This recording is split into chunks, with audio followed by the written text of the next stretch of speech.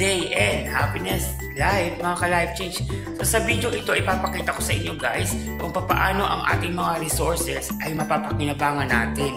Tayo mga OFW, yung mga pinundar natin dapat naman is pagkakitaan or pakitain natin. Like this guys, nakabili ako before ng lupa, so pinatayuan natin ang bahay. Tapos pagkatayo ng bahay, nagamit ito siguro mga ilang taon na ngayon yung bahay na to. Up and down siya, hindi ko siya maipagpatuloy kasi it was a rise. So for the meantime, dahil kailangan na natin uuwi na tayo, preparation sa ating pagiging retirement, so kailangan i-convert natin ito sa pagkakakitaan. So ito yung luma naming bahay sa Bataan na ngayon is i-renovate natin into 2 units. Tapos yung back niya, lalagyan natin ng kubo at lalagay natin ng mga halaman at gulay at hayop para mapakinabangan natin also. So ito po yung ginagawang renovation. So here we go mga ka-life change. So ito yung tinatawag namin na bahay namin sa Bataan. Ayan, nakita nyo yung aking anak si Lady Hana. So from that, ayan, ginagawa po ng aking bayaw kasi carpentero po siya. So he can manage how to work sa ganyang bagay po. So siya na lang yung pinagawa namin at yung upa niya is gagamitin naman sa pagpapagawa ng kanyang bahay doon sa taas na binigay namin part sa kanya para at least may lupa sila at bahay also na pagtatayuan. So here we go mga ka-life change. Eto na, nakabili na tayo ng mga materials natin na gagamitin sa ating renovation. Maliit lang naman yung renovation.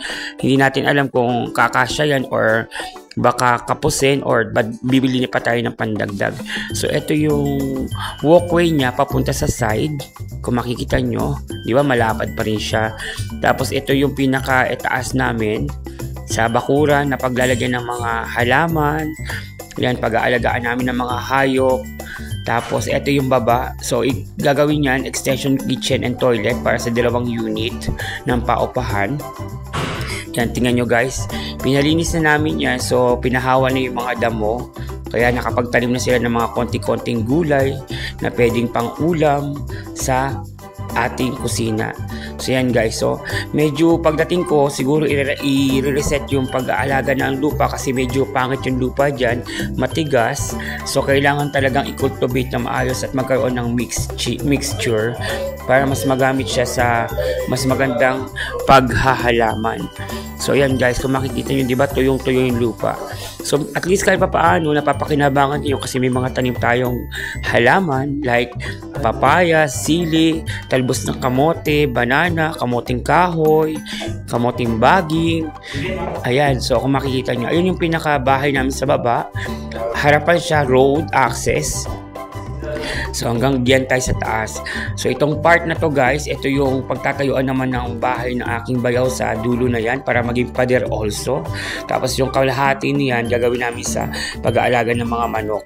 Ayan. Tapos yung ibaba para sa aking garden kasi napakahili ko talaga guys maghalaman. Talagang gustong-gusto ko yung naghahalaman kasi yan ang negosyo ng aking mga lolo at sa pamilya. So ayan yung bakuran, nilinis na siya. So kung makikita nyo, pinalagyan natin ng harang, talagang probinsyang-probinsya, di ba? So I hope you like it. Kaya tayo mga ka-OFW, ipon pundar lang para soon okay.